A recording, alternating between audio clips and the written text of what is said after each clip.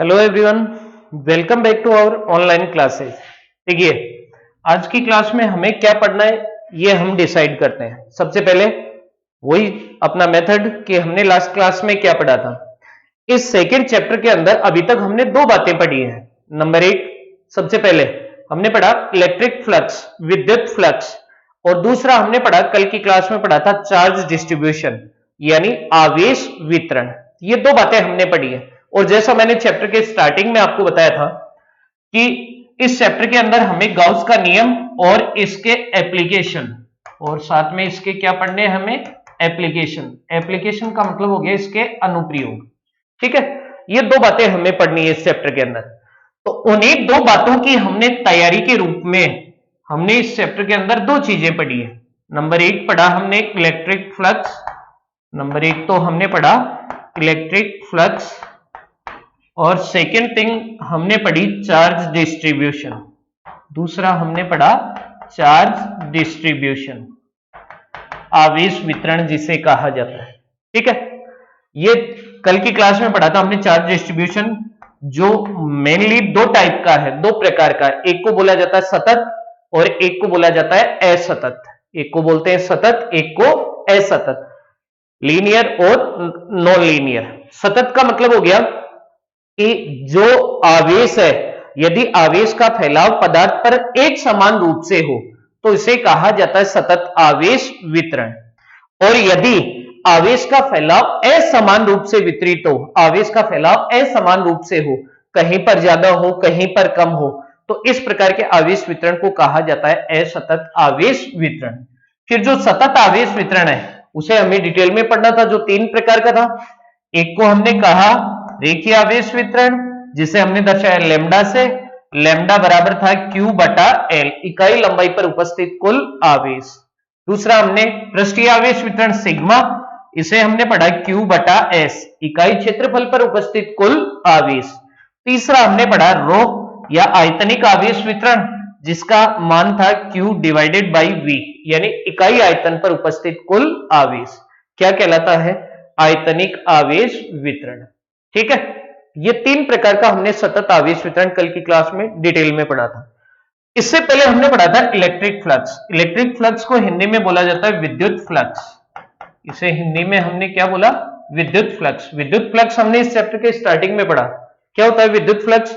विद्युत फ्लक्स का मतलब है कि विद्युत क्षेत्र में उपस्थित किसी चालक से लंबवत गुजरने वाली विद्युत क्षेत्र रेखाओं की संख्या क्या कहलाती है? विद्युत फ्लक्स। और विद्युत फ्लक्स के लिए हमने अलग अलग प्रकार के समीकरण बनाए थे, सूत्र बनाए थे। चार पांच प्रकार से इसे ज्ञात कर सकते हैं हम। तो देखिए, विद्युत फ्लक्स के हमने अलग अलग जो रूप बनाए थे वो क्या थे? विद्युत फ्लक्स को दर्शाने का तरीका है फाई ई बराबर, पहला था कि यदि आपके पास अल्प विद्युत फ्लक्स पड़ा है तो उसे लिखेंगे डी फाई ई, और इसका हमने क्या कर दिया? समाकलन। तो हमें क्या प्राप्त हो गया? टोटल विद्युत फ्लक्स। एक तरीका तो ये है। दूसरा, अब ये अल्प विद्युत फ्लक्स कैसे ज्ञात करें? तो इसके लिए हमने तरीका निकाला था, क्या था? E D S cos theta. तो इसको हटाया, इसकी जगह E D S cos theta. तीसरा तरीका, ये कोस थीटा हटाएंगे तो दोनों सदिश होने के कारण बीच में डॉट लग जाएगा, सदिश ई डॉट डी एस। फिर अगला तरीका, इंटीग्रेशन कर दिया इस समीकरण का, तो यहां पर आया हमारे पास में ई एस कोस थीटा, और लास्ट में फिर कोस थीटा हटाया तो लास्ट समीकरण बन गया सदिश ई डॉट सदिश एस। ये हमारे पास चार पांच तरीके थे जिनकी सहायता से हमने क्या ज्ञात किया? विद्युत फ्लक्स। ठीक है, अब ये जो विद्युत फ्लक्स है, इस विद्युत फ्लक्स के लिए हमने देखो क्या किया कि हमारे पास में क्या पड़ा था? हमारे पास में पड़ा था विद्युत क्षेत्र, और इस विद्युत क्षेत्र के अंदर हमने एक खुला पृष्ठ रखा। इस विद्युत क्षेत्र के अंदर हमने क्या रखा? खुला पृष्ठ।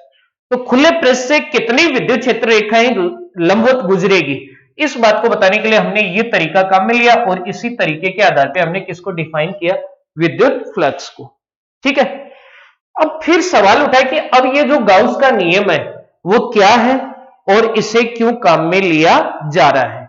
ये दो बातें हमें कैलकुलेट करनी है कि एक तो गाउस का नियम है वो क्या है और इसे क्यों काम में हम ले रहे हैं। ठीक है, तो देखिए, गाउस का जो नियम है इसका उपयोग क्या है, सबसे पहले तो हमें ये पढ़ना है, यानी यूज क्या है, इसे क्यों पढ़ रहे हैं, इसका क्या महत्व है। तो देखिए यहां पर बड़ी अच्छी एक बात आएगी, क्या बात है, ध्यान से देखना। गाउस का जो नियम है इसे भी प्रयोग में लिया जाता है विद्युत फ्लक्स ज्ञात करने हेतु।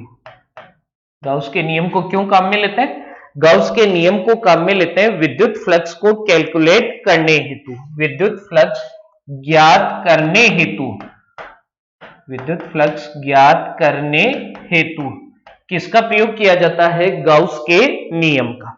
ठीक है, अब देखिए सवाल ये उठ रहा है कि विद्युत फ्लक्स को हमने पहले से कैलकुलेट कर रखा है, एक तरीका हम सीख चुके हैं, 4-5 सूत्र बना चुके हैं, तो फिर हमें ऐसी क्या नौबत पड़ गई कि हम गाउस के नियम को पढ़े। तो इसका जवाब है कि जो मेथड हमने पहले पढ़ा है उस मेथड की सहायता से यदि विद्युत क्षेत्र में उपस्थित किसी बंद पृष्ठ से निर्गत विद्युत फ्लक्स का मान ज्ञात करें तो हमारी कैलकुलेशन है वो काफी ज्यादा टफ हो जाती है।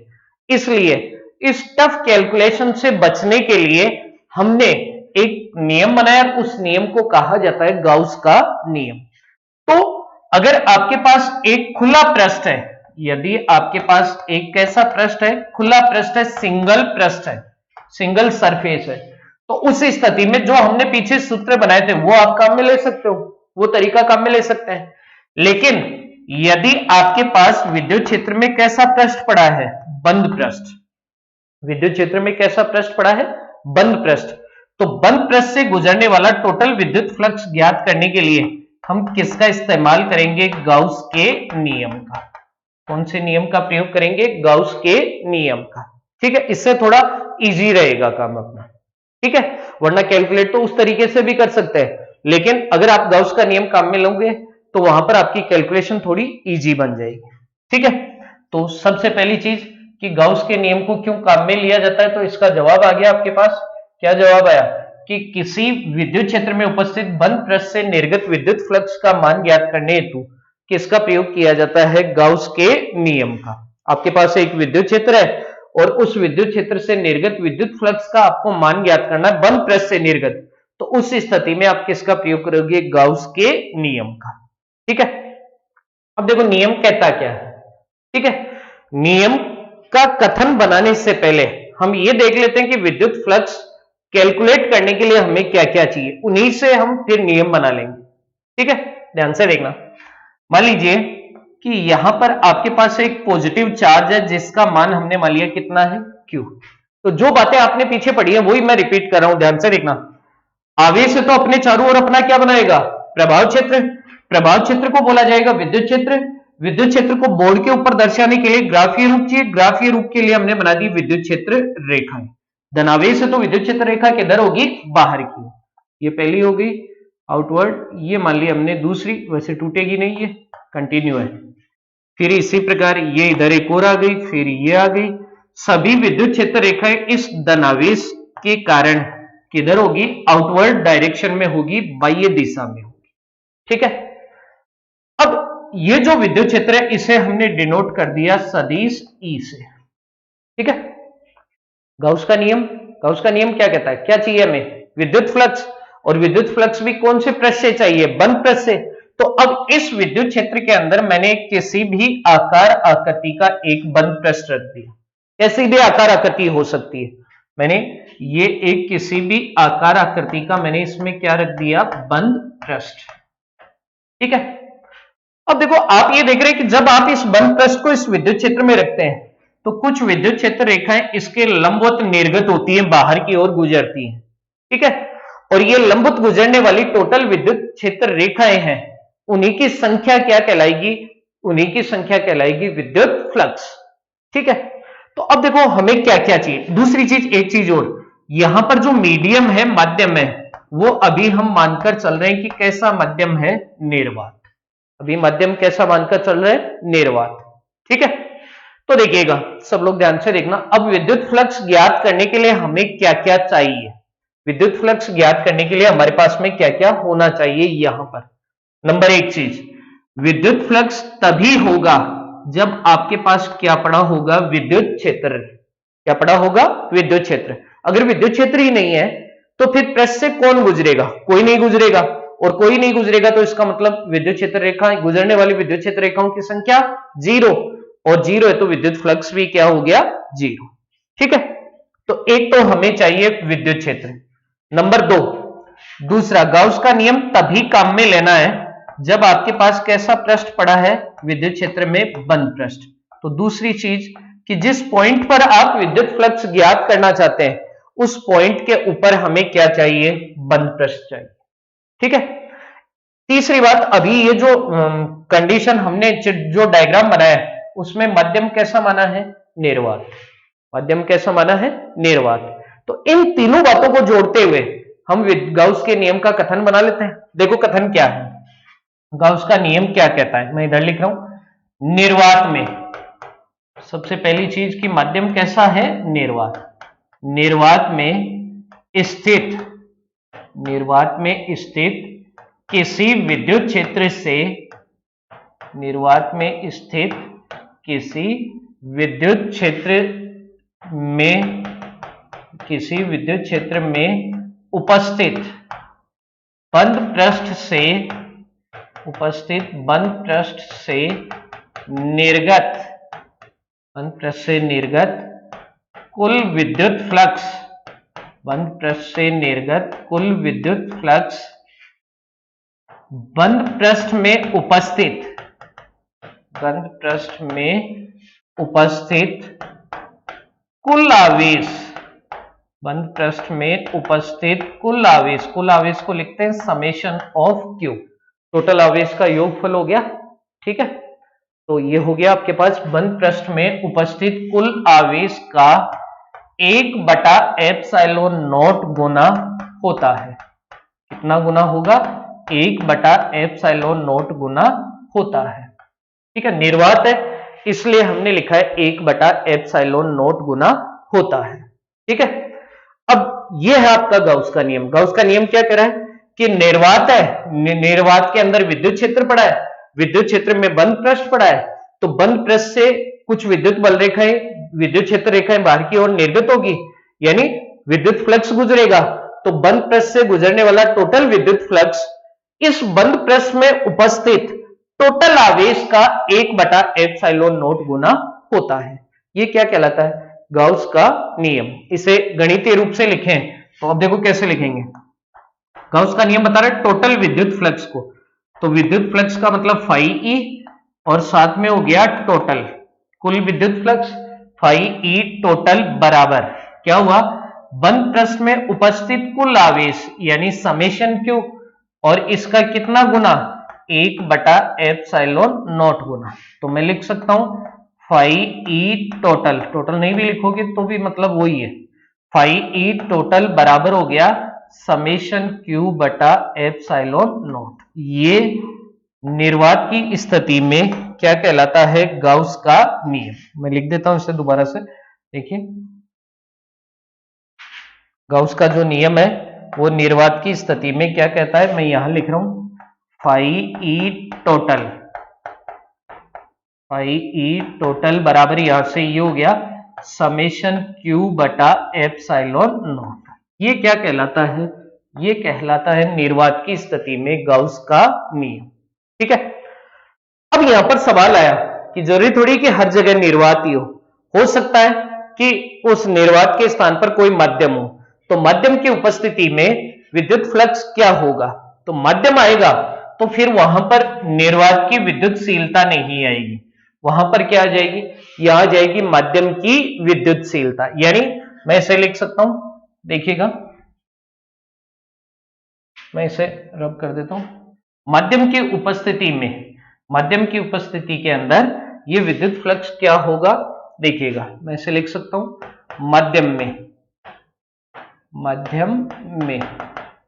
माध्यम की उपस्थिति में क्या हो जाएगा?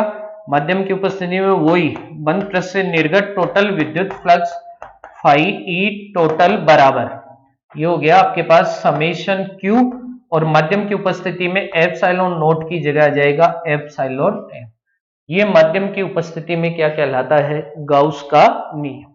ठीक है, ये था आपके पास गाउस का नियम। देखिएगा एक बार फिर से रिपीट कर रहा हूं, काफी इंपॉर्टेंट चीज है, दोबारा से सुनना सब लोग। निर्वात की उपस्थिति में अगर आपको कथन की बात आए तो निर्वात में स्थित किसी बंद पृष्ठ से, निर्वात में स्थित किसी विद्युत क्षेत्र में उपस्थित बंद पृष्ठ से निर्गत कुल विद्युत फ्लक्स बंद पृष्ठ में उपस्थित कुल आवेश का 1/ε0 गुना होता है। तो ये हो गया फाई ई टोटल बराबर समेशन क्यू इंटू 1/ε0। ये तो कंडीशन हो गई वैक्यूम में यानी निर्वात में, और ये हो गया माध्यम में। ठीक है, ये आपके पास हुआ गाउस का नियम।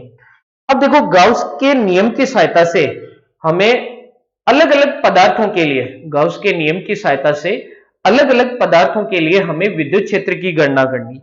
अलग अलग प्रकार के आवेशित पदार्थ हैं, वो कितना विद्युत क्षेत्र उत्पन्न करते हैं, ये बात हमें कैलकुलेट करनी है। किसकी सहायता से?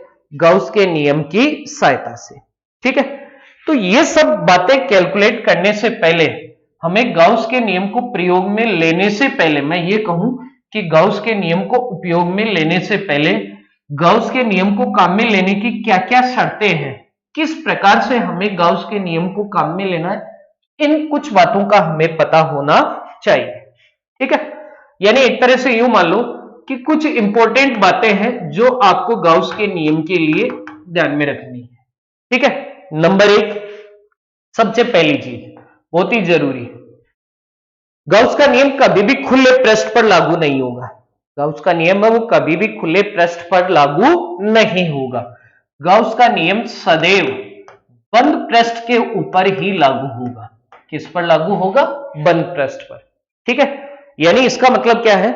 इसका मतलब है कि जिस बिंदु के ऊपर आप टोटल विद्युत क्षेत्र या टोटल विद्युत फ्लक्स की गणना करना चाह रहे हैं, उस बिंदु के ऊपर सदैव आपके पास क्या होना चाहिए? बंद पृष्ठ। और जिस बिंदु पर आप ये चीजें कैलकुलेट करते हो उस बिंदु को कहा जाता है प्रेक्षण बिंदु। उस बिंदु को क्या कहा जाता है? प्रेक्षण बिंदु। तो मतलब हुआ कि प्रेक्षण बिंदु के ऊपर सदैव क्या होना चाहिए? बंद पृष्ठ होना चाहिए। ठीक है, अगर पहले से पड़ा है तो कोई दिक्कत नहीं है, वही पृष्ठ बंद पृष्ठ की भांति काम कर लेगा। लेकिन यदि वहां पर बंद पृष्ठ नहीं है तो उस स्थिति में हमें उस बिंदु पर बंद पृष्ठ की क्या करनी पड़ेगी? कल्पना।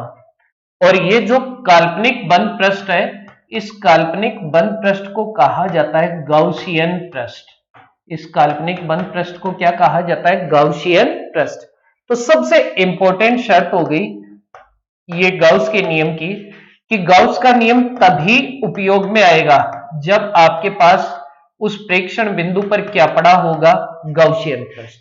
गाउसियन पृष्ठ है वो मे बी रियल यानी वास्तविक भी हो सकता है और मे बी इमेजिनरी यानी काल्पनिक भी हो सकता है। ठीक है, अगर आपके पास पहले से कोई पृष्ठ पड़ा है तो वो रियल हो गया, वही गाउसियन पृष्ठ की भांति काम कर लेगा। और यदि वहां पर नहीं है तो आपको एक बंद पृष्ठ की क्या करनी पड़ेगी? कल्पना। और ये जो काल्पनिक बंद पृष्ठ बनेगा इसे क्या कहा जाएगा? गाउसियन पृष्ठ। ठीक है, तो ये इस गाउस के नियम की एक इंपॉर्टेंट चीज हो गई।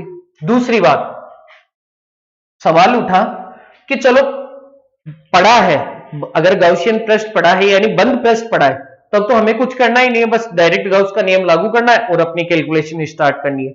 लेकिन यदि वहां पर बंद पृष्ठ नहीं पड़ा तो उस स्थिति में हमें बंद पृष्ठ की कल्पना करनी पड़ेगी। तो यहां पर सवाल उठा कि बंद पृष्ठ कैसा हो। यहां पर सवाल उठा कि जो बंद पृष्ठ की हम कल्पना कर रहे हैं वो बंद पृष्ठ कैसा हो। ठीक है, उसका आकार आकृति कैसा हो। तो इसके लिए दूसरा पॉइंट है कि गाउसियन पृष्ठ है, गाउसियन पृष्ठ है वो किसी भी आकार आकृति का हो सकता है, किसी भी आकार व आकृति का हो सकता है। गाउसियन पृष्ठ है वो किसी भी आकार आकृति का हो सकता है, लेकिन बट क्या कहेंगे? परंतु गणितीय सरलता के लिए, मैथमेटिकल कैलकुलेशन अपनी इजी रहे, गणितीय सरलता के लिए ये जो गाउसियन पृष्ठ है वो कौन सी आकृति का होना चाहिए? ये होना चाहिए सममित आकृति का। कैसी आकृति का? सममित आकृति। सममित आकृति से मतलब है कि जिसे बराबर बराबर टुकड़ों में तोड़ा जा सके। जैसे फॉर एग्जाम्पल, जैसे आपके पास हो गया गोलाकार आकृति सममित आकृति है, जैसे हो गया वृत्ताकार, जैसे आपके पास हो गया वर्गाकार, इस प्रकार की, या फिर मैं कहूं घनाकार, इस प्रकार की जो आकृतियां हैं, ये सभी आकृतियां कौन सी आकृतियां हैं? सममित आकृतियां। सममित का मतलब हो गया कि जिसे बराबर बराबर टुकड़ों में तोड़ा जा सके, ऐसी आकृति को कहते हैं सममित आकृति। तो हम ये कह रहे हैं कि गाउसियन पृष्ठ है वो वैसे तो किसी भी आकार आकृति का संभव है, कोई फर्क नहीं पड़ेगा इससे, लेकिन अगर आपके पास एक सममित आकृति है तो आपकी जो मैथमेटिकल कैलकुलेशन है वो इजी हो जाएगी, गणितीय सरलता हो जाएगी और आपका तुरंत से रिजल्ट आ जाएगा। इसलिए हम जो गाउसियन पृष्ठ मानते हैं, अगर हमें मानने की आवश्यकता पड़ी तो ये जो पृष्ठ माना जाता है गाउसियन पृष्ठ, उसे कैसी आकृति का मानेंगे? सममित आकृति का। ठीक है, ये दूसरी बात हो गई। तीसरा पॉइंट, गाउस के नियम में हमने कहा कि फाई ई टोटल बराबर है समेशन क्यू बटा एप्सिलॉन नॉट। ठीक है, हमने देखा कि विद्युत फ्लक्स केवल एक ही चीज पर डिपेंड कर रहा है, दो बातों पर डिपेंड कर रहा है। नंबर एक, बंद पृष्ठ में उपस्थित कुल आवेश, और दूसरा हो गया माध्यम। दूसरी क्या चीज हो गई? माध्यम। ठीक है, तो मैं ये कह सकता हूं कि गाउस के नियम में समेशन क्यू के लिए, यानी आवेश के बीजगणितीय योगफल में, समेशन का जो आवेश है वो कौन सी भौतिक राशि है? अदिश। अदिश है तो कौन सा योगफल होगा? बीजगणितीय। तो मैं क्या कहूंगा कि गाउस के नियम में आवेश के बीजगणितीय योगफल में केवल और केवल बंद पृष्ठ में उपस्थित, केवल किस में उपस्थित? बंद पृष्ठ के अंदर, बंद पृष्ठ के अंदर उपस्थित, बंद पृष्ठ के अंदर उपस्थित आवेश को ही आपको शामिल करना है। अगर कोई आवेश बंद पृष्ठ के बाहर पड़ा है तो उस स्थिति में हमें उस आवेश को इस समेशन क्यू में, यानी बीजगणितीय योगफल के अंदर आपको शामिल नहीं करना। ठीक है, जैसे मान लो, सपोज करो, मैं आपको एक एग्जांपल दे रहा हूं, यहां पर ध्यान से देखना सब लोग। एक एग्जांपल से समझ लेते हैं इस बात को, छोटी सी बात है लेकिन इसमें कई बच्चे गड़बड़ कर देते हैं, इसलिए थोड़ा सा जरूरी है ये चीज कैसे क्लियर होगी। तो ध्यान से देखना। सपोज कीजिए कि ये मान लो कि आपके पास एक बंद पृष्ठ है, किसी भी आकार आकृति का हो सकता है। ठीक है, इस बंद पृष्ठ के अंदर यहां पर एक चार्ज पड़ा है प्लस का Q1, दूसरा यहां पड़ा है माइनस का Q2, तीसरा यहां प्लस का Q3 और चौथा यहां पड़ा है प्लस का Q4। ठीक है, चार चार्ज तो इसके अंदर पड़े और एक चार्ज यहां पर पड़ा है प्लस का Q5। ठीक है, ये बंद पृष्ठ है, मान लेते हैं, सपोज करो कि ये आपके लिए किसका काम कर रहा है? ये काम कर रहा है गाउसियन पृष्ठ का। ठीक है, अब देखो इस बंद पृष्ठ के अंदर आवेश पड़ा है तो विद्युत क्षेत्र उत्पन्न होगा, विद्युत क्षेत्र बनेगा तो विद्युत क्षेत्र के कारण इस बंद पृष्ठ से कुछ विद्युत क्षेत्र रेखाएं निर्गत होगी और लंबवत निर्गत होगी, तो इसे ही क्या बोला जाएगा? इसे ही हम बोलेंगे विद्युत फ्लक्स। ठीक है, तो अगर इसके ऊपर आप गाउस का नियम लागू करोगे तो क्या होगा? फाई ई टोटल, वही मेथड जो समीकरण था, क्या होगा? समेशन क्यू बटा एप्सिलॉन नॉट। ठीक है, अब मुझे क्या चाहिए? मुझे चाहिए समेशन क्यू। तो समेशन क्यू कैसे निकालेंगे? समेशन क्यू का मतलब है आवेश का बीजगणितीय योगफल। आवेश का कौन सा योगफल? बीजगणितीय योगफल, वो भी कौन से आवेश का? बंद पृष्ठ। तो समेशन क्यू में केवल इस गाउसियन पृष्ठ के अंदर पड़े आवेशों को ही काम में लेंगे, बाहर वाले आवेश को हम काम में नहीं लेंगे। यानी क्या होगा? समेशन क्यू की जगह पहला आवेश पॉजिटिव है Q1, दूसरा प्लस ब्रैकेट में माइनस का Q2, तीसरा और चौथा फिर से पॉजिटिव है तो प्लस का Q3 प्लस का Q4। समेशन क्यू को हटा के ये मान रख दीजिए तो क्या बनेगा आपके पास? ये हो गया फाई ई टोटल बराबर समेशन क्यू की जगह Q1 minus Q2 plus Q3 plus Q4 और बटा में हो गया एप्सिलॉन नॉट। ये हो गया आपके पास तीसरे पॉइंट का मतलब। ठीक है, चौथा जो पॉइंट है जो आपको ध्यान में रखना है गाउस के नियम को काम में लेते समय, वो पॉइंट है, क्या पॉइंट है? पॉइंट है कि आवेश की स्थिति का रिजल्ट पर कोई प्रभाव नहीं पड़ता। आवेश की स्थिति का टोटल निर्गत विद्युत फ्लक्स पर कोई प्रभाव नहीं पड़ता। इस बात का क्या मतलब है? इस बात का मतलब है कि जैसे कि आपके पास Q1 आवेश है, आपके पास कौन सा आवेश पड़ा है? Q1, वो पहले यहां पर पड़ा है, ठीक है, और ये Q3 आवेश यहां पर पड़ा है। अब मैंने इनको इंटरचेंज कर दिया, Q1 को उठाकर इधर ले आए, Q3 को उठाकर यहां रख दिया, या फिर जैसे ये -Q2 चार्ज है, इसको उठाकर यहां ले आए और Q3 को उठाकर यहां रख दिया, ठीक है, इनकी स्थिति में बदलाव कर दिया मैंने। ये जो चार्ज है, इनकी जो पोजीशन है, ये जो स्थिति है, इसमें मैंने क्या कर दिया? चेंज कर दिया। पोजीशन को मैंने क्या कर दिया? चेंज कर दिया, ठीक है। तो पोजीशन को चेंज करने से टोटल विद्युत flux E total no change, यानी इसके ऊपर कोई प्रभाव नहीं पड़ेगा। आवेश की स्थिति बदलने से निर्गत विद्युत फ्लक्स पर कोई प्रभाव नहीं पड़ेगा। यह था गाउस के नियम को काम में लेने की कुछ इंपॉर्टेंट बातें, ठीक है। इन बातों को ध्यान में रखते हुए जहां कहीं भी आपको जरूरत पड़े वहां पर आप गाउस के नियम को काम में ले सकते हैं, ठीक है। अब अपना अगला सवाल आया। अगला सवाल क्या आया? अगला सवाल आया कि ये जो गाउस का नियम है वो SI क्यों है, यानी गाउस के नियम का जो गणितीय रूप है वो फाई E टोटल बराबर समेशन Q बटा एप्सिलॉन नॉट ही क्यों है। ये चीज हमें सिद्ध करनी है, यानी सीधा सीधा कहने का मतलब है कि गाउस के नियम का सत्यापन करना है। गाउस के नियम का हमें क्या करना है? सत्यापन करना है, ठीक है। Proof of Gauss's law, proof of Gauss's law, Gauss के नियम को सत्यापित करना है, ठीक है। तो देखिए गाउस के नियम को सत्यापित करने के लिए हम क्या कर रहे हैं, तो वही चीजें गाउस के नियम की सहायता से हम विद्युत फ्लक्स की गणना करते हैं। गाउस के नियम की सहायता से हम किसकी गणना करते हैं? विद्युत फ्लक्स की। तो विद्युत फ्लक्स की गणना करने के लिए जो जो चीजें हमें चाहिए वो हमें हमारे पास में होनी चाहिए, तभी तो हम गाउस के नियम का क्या कर सकते हैं? सत्यापन। तो मैंने क्या किया? सबसे पहले मुझे विद्युत क्षेत्र चाहिए। विद्युत क्षेत्र के लिए मैंने मान लिया कि मेरे पास यहां पर एक पॉजिटिव चार्ज पड़ा है, ठीक है, ये एक प्लस का Q आवेश है जो विद्युत क्षेत्र की उत्पत्ति करेगा, ठीक है। प्लस Q आवेश से R दूरी पर, मान लिया कि यहां पर R दूरी पर एक पॉइंट पड़ा है, पॉइंट P, ठीक है। इस पॉइंट P से निर्गत विद्युत फ्लक्स गाउस के नियम की सहायता से ज्ञात करना है। तो इस पॉइंट P से हमारे पास में एक क्या गुजरना चाहिए? इस पॉइंट P से होते हुए हमारे पास में एक क्या गुजरना चाहिए? इस पॉइंट P से एक गुजरना चाहिए बंद पृष्ठ। क्या गुजरना चाहिए? बंद पृष्ठ। तो ये मान लो कि एक मैंने गोलीय बंद पृष्ठ मान लिया। कैसा बंद पृष्ठ मान लिया? गोलाकार, ठीक है।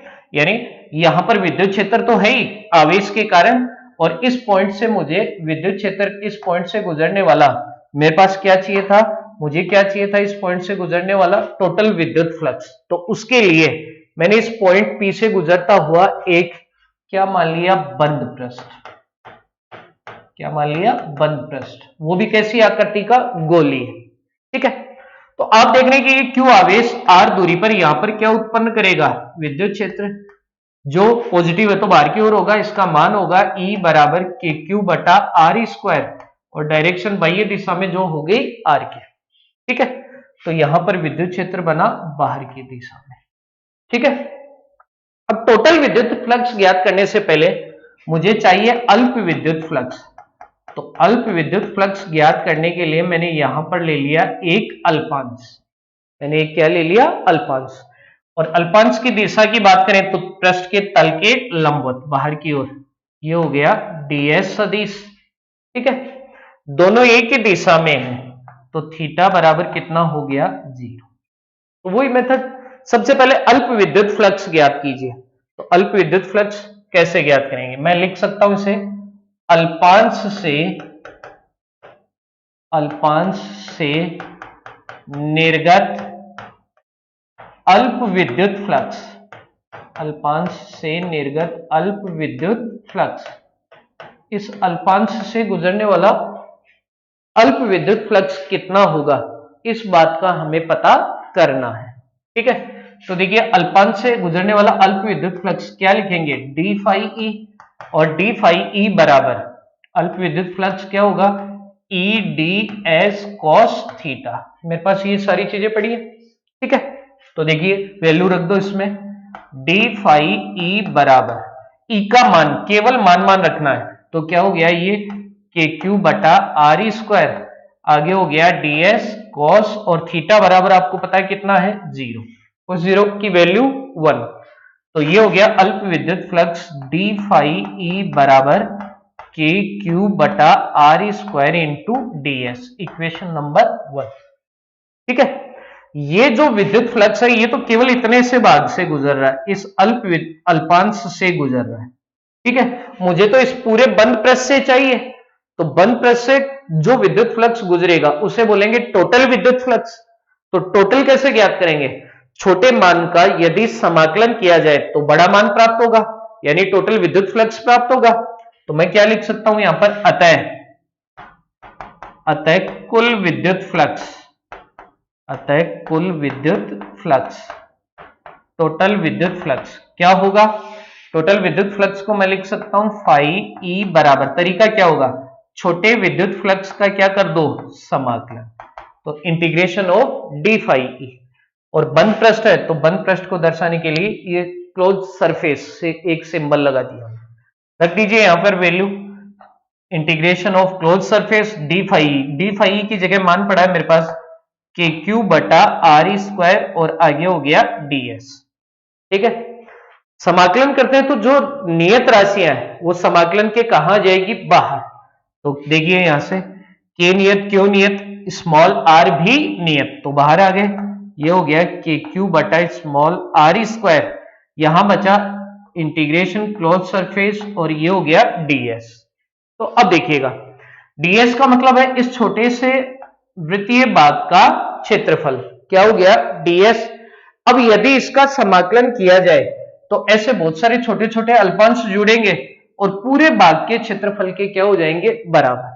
यानी सिंपल सी चीज है, क्या है कि integration of close surface DS बराबर टोटल भाग के क्षेत्रफल के बराबर। टोटल भाग का क्षेत्रफल मैंने मान लिया कितना है, एस, और चूंकि ये वृत्तीय आकृति है, त्रिज्या आर है, तो पूरे भाग का क्षेत्रफल हो गया 4 पाई आर स्क्वायर।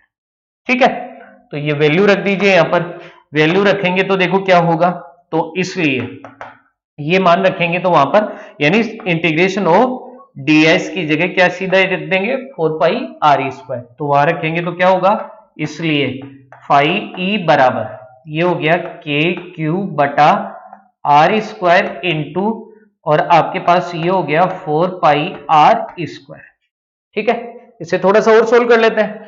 के का मतलब था 1/4 पाई एप्सिलॉन नॉट, ये तो के की जगह, फिर क्या पड़ा है, यहां पड़ा है क्यू बटा स्मॉल आर स्क्वायर, और आगे 4 पाई आर स्क्वायर, 4 पाई से 4 पाई, आर स्क्वायर से आर स्क्वायर कैंसिल, तो क्या बचा क्यू, और बाद में एप्सिलॉन नॉट, तो क्या बचा, इसलिए फाई ई बराबर क्यू बटा एप्सिलॉन नॉट। ठीक है, तो आप देख रहे हैं कि यहां पर एक ही आवेश था जिसका मान कितना था, क्यू, तो इसका मतलब यही किसका काम कर रहा है, यही काम कर रहा है समेशन ऑफ क्यू का, तो क्यू की जगह लिख सकता हूं समेशन क्यू बटा में एप्सिलॉन नॉट, और फाई का मतलब इस पृष्ठ से बंद पृष्ठ से निर्गत टोटल विद्युत फ्लक्स। तो इस प्रकार हम सत्यापित कर सकते हैं, प्रूफ दे सकते हैं कि गाउस का नियम है वो क्या है, सत्य है। ठीक है, ये था गाउस के नियम का सत्यापन। इस प्रकार से हम गाउस के नियम को जिस भी पॉइंट के ऊपर हमें विद्युत फ्लक्स या विद्युत क्षेत्र की गणना करनी होती है, उस पॉइंट के ऊपर बंद पृष्ठ यानी गाउसियन पृष्ठ की कल्पना करते हुए हम गाउस के नियम की सहायता से बंद पृष्ठ से निर्गत विद्युत फ्लक्स का मान ज्ञात कर सकते हैं। यह था आज की क्लास के लिए गाउस का नियम और उसका सत्यापन। Thank you.